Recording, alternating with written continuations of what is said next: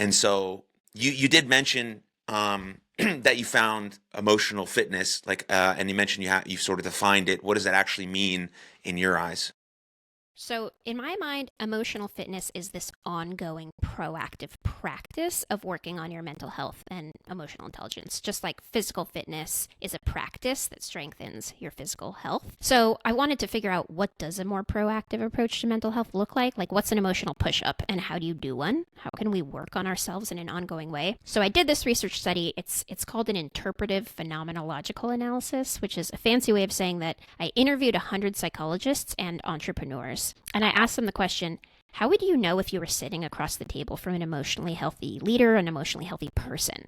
Like, what does that look like? What does that feel like? What do those people do? What do they not do? And out of this research came these 7 traits, these 7 things that emotionally healthy people seem to work on a little bit all the time and be prioritizing as ongoing practices. And those 7 things are mindfulness, curiosity, self-awareness, resilience, empathy, communication, and playfulness. And so I've essentially spent the last decade figuring out, how do we strengthen ourselves in these 7 areas? What does that look like? Where should we start? And what's the point? What the benefits are? And it's been a really cool ride. And I see that it's especially often taken up by the sports and fitness community because it makes sense. It's like, yeah, I spend hours working on my body in a proactive way so that it can not only weather the storm of what I'm putting it through, but perform at this elite level. And that's what I'm trying to help people do with their mental health. So what would be an example of an emotional push-up that someone could do right now, after this, before this, in the morning, something like that? Yeah, so, if you think about what a physical push-up is, it's just like the small physical exertion. If you've never done one before, it's going to be a little hard to do.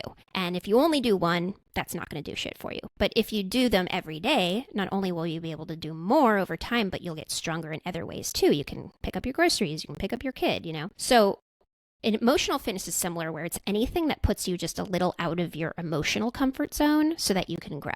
And you have to be doing it on a regular basis. So what's an emotional push-up for me might not be an emotional push-up for you.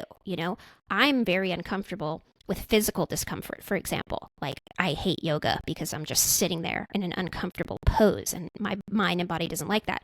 Whereas I imagine you're quite comfortable with physical discomfort. On the other hand, I'm very comfortable feeling all kinds of things because of the work that I do. So for anyone listening who wants to do an emotional push-up, I would challenge you to think of one thing that makes you a little bit more uncomfortable than it seems to make other people, and then find a way to lean into that discomfort. So it might be asking for feedback. It might be apologizing for a mistake. It might be pausing before you pour yourself a drink and just sitting with what you feel instead of trying to numb it. It might be putting your phone away at the stoplight and just sitting in your boredom. Or it might be saying no when you want to say yes, but you don't really have capacity.